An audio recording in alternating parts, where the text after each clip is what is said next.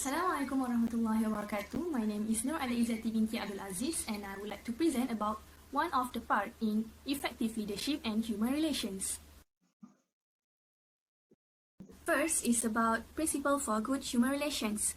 When we talk about human relations in industry, then in a wider sense, it signifies the relationship that should exist between the human beings engaged in industry. Scott also remarked, human relations are a process of an effective motivation of individual in a given situation in order to achieve a balanced objectives which will yield greater human satisfaction and help accomplish company goals.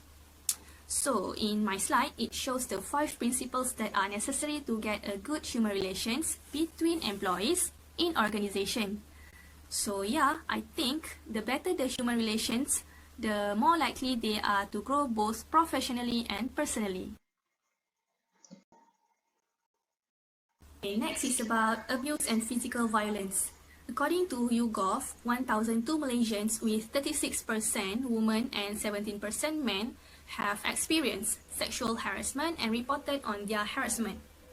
Not surprisingly, both gender can be the sexual harassment victim, which shows both gender cases was increased year by year.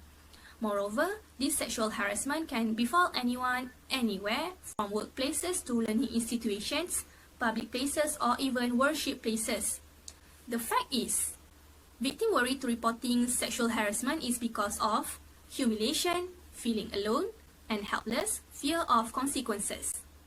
This also happens because offenders often shows obvious warning signs, employers often ignore, underestimate, or misjudge the seriousness of threats, and behavior influenced by co-worker like sexual abuse, property damage, and bullying.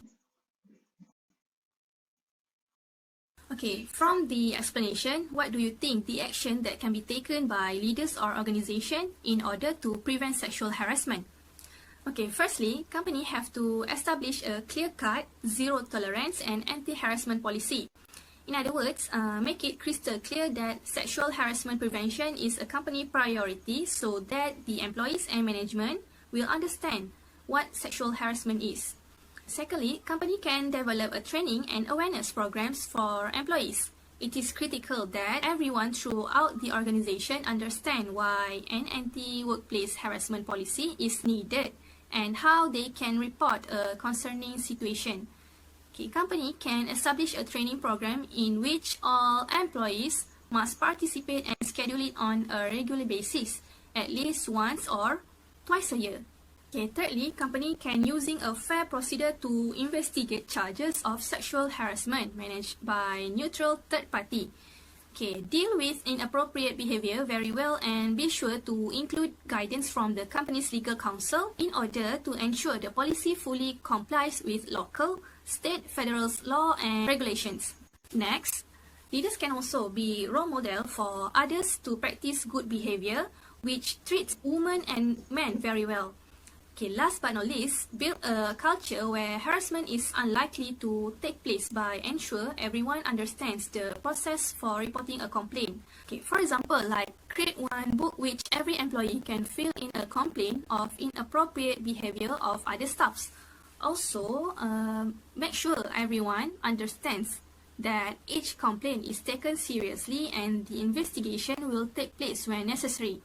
With the commitment of leaders and senior staffs, it's possible to establish a workplace environment in which unwelcome advances and other harassing behavior never take place. In the end, the employees will feel safer and the company will be less likely to suffer the damage to its reputation that may come with claims of harassment in the forms of hostile work environment. That's all from me. Thank you. Bye.